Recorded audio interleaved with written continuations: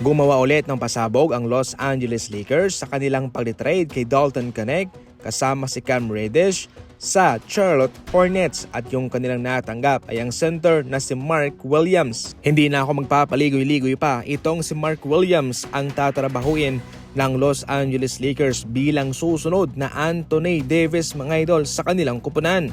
Itong si Mark Williams ay isang center. 2022 nang siya na draft samantalang si Dalton Knecht rookie ito. Kaya mataas ang value nitong si Mark Williams kumpara kay Dalton Knecht. Basically, hindi nakatanggi itong Hornets sa proposisyon ng Lakers sa kanila. Ito ay marahil mayroong mataas na potensyal itong rookie nila na si Dalton Knecht. Meron pang first round pick mga idol at 2030 pick swap. Napakagalante nitong Los Angeles Lakers sa trade nito. Mayroong kasama si Luka na si Maxi Kleber mga idol galing sa Dallas Mavericks. So balit ito'y out indefinitely dahil sa kanyang broken foot. Kaya sa ngayon, nangangailangan ng lalim itong Lakers sa kanilang center position. Considering na itong si Jackson Hayes lamang ang healthy as of now at yung kanilang maaasahan. Kaya si Mark Williams ang kanilang tinarget ng Charlotte Hornets. Hindi rin biro ang kanyang numerong ina-average 16 points, 9.8 rebounds, 2.5 assists, 1.2 blocks and 0.7 steals per game. So definitely sa madaling salita, itong si Mark Williams ay halimaw rin. Almost double-double na ang kanyang ina-average para sa Hornets. Definitely marami pang bigas na kakainin itong si Williams pero kahit papano mayroon silang maasahan na batang center at healthy. Sa kabilang banda, nasa tamang environment lang itong si Dalton Knecht kung saan napapaligiran siya ng mga young player doon kasama sila Melo Ball. Ito ang ebidensya na jackpot ang Golden State Warriors kay Jimmy Butler.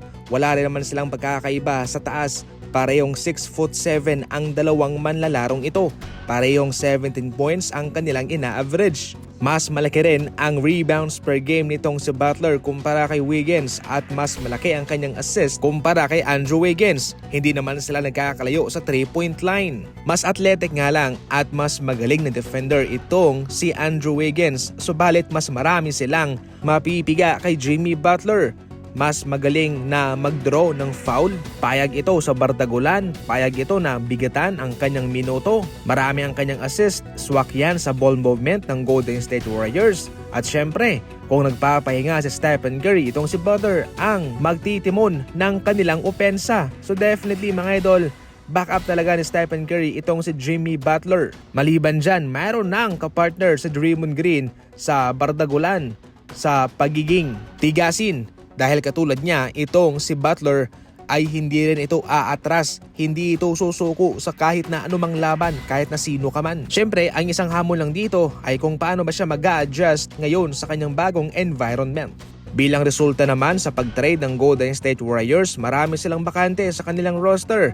At heto pa ang mas good news, si Quinton Post na sa ngayon ay maganda ang ipinapakita para sa kanyang team ng Golden State ay mabibigyan na ng standard contract galing sa two-way contract. Ibig sabihin nito ay wala nang pipigil sa kanya na makapaglaro at makatulong sa kanyang team sa pagdating ng playoff.